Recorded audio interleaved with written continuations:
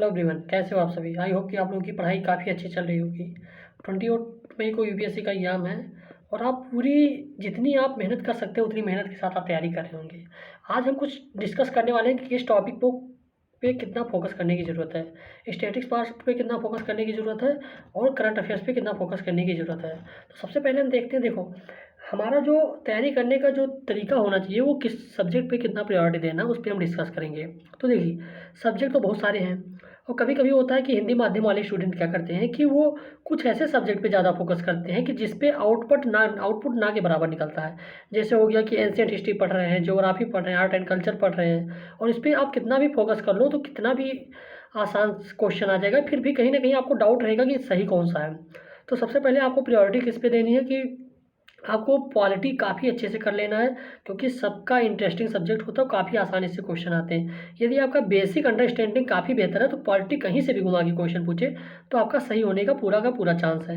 दूसरा आता है इकोनॉमिक्स। इकोनॉमिक्स देखो, हिंदी माध्यम वाले क्या करते हैं कि इकोनॉमिक्स को नेगलेक्ट कर देते हैं, लेकिन इकोनॉमिक्स सबसे आसान सब्जेक्ट है। रीजन ये है कि इसमें 3-4 टॉपिक हैं, जैसे बैलेंस ऑफ पेमेंट हो गया, मॉनेटरी पॉलिसी हो गई, इन सभी से क्वेश्चन बहुत ज़्यादा आते हैं और कहीं ना कहीं बहुत आसानी से आप सॉल्व कर सकते हो।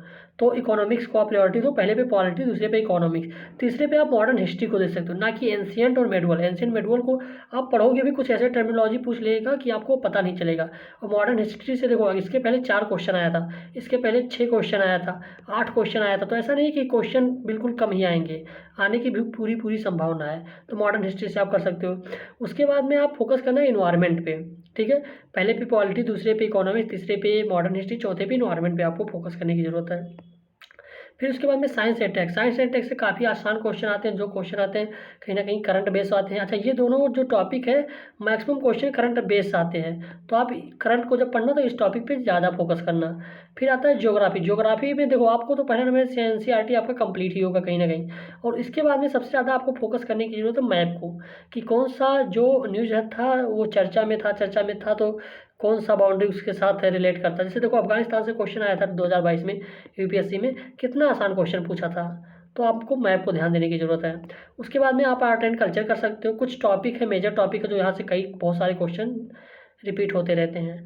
उसके बाद में एंशिएंट हिस्ट्री, फिर मेडुअल हिस्ट्री। तो आपकी प्रायोरिटी जो होनी चाहिए ऐसी होनी चाहिए, पहले पॉलिटी आपको फोकस करना है, economics, modern history, environment, then science and tech, geography में मैप को ज़्यादा फोकस करना है, आर्ट एंड कल्चर, एंशिएंट और मेडुअल। इस प्रायोरिटी के साथ यदि आप चलोगे तो कहीं ना कहीं आपकी आउटपुट काफ़ी अच्छा निकलेगा। करंट अफेयर्स की बात करें तो करंट अफेयर्स पे किस पे हमको ज़्यादा फोकस करने की ज़रूरत है, तो सबसे पहले इकोनॉमिक्स पे फोकस करो कि क्या मुद्दा चल रहा है और प्रेजेंट टाइम पे किससे रिलेटेड है। जैसे देखो, जो यूक्रेन क्राइसिस था, इसको यूक्रेन युद्ध के बाद में कहीं ना कहीं डॉलर से रिलेटेड, इन्फ्लेशन से रिलेटेड क्वेश्चन आया था यूपीएससी में 2022 में यूपीएससी में।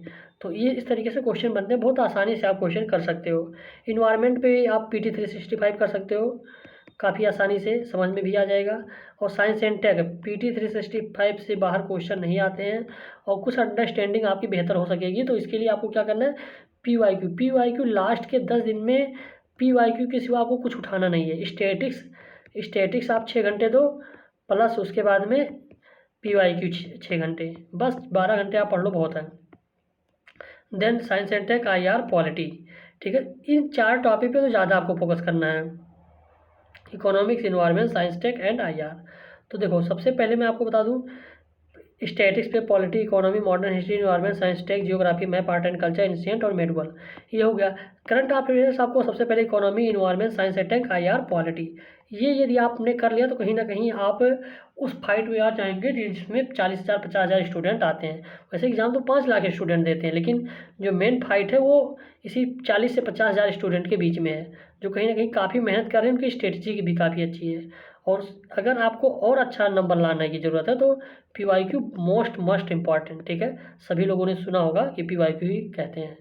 तो बस ध्यान दीजिए, पढ़ाई करते रहिए, मेहनत करिए जितना हो सकता है। यही 13 दिन बचे हुए हैं, ठीक है, इसी में जितना हो सकता है करिए, कहीं ना ऐसा ना हो कि 1-2 नंबर से आपका रुक जाए। और उसके बाद में आप सबसे ज़्यादा सी सेट हिंदी माध्यम वालों के लिए चुनौती बन रहा है, तो आप काफ़ी अच्छे से खूब ज़्यादा प्रैक्टिस करिए ताकि आप कॉन्फिडेंस आ सके।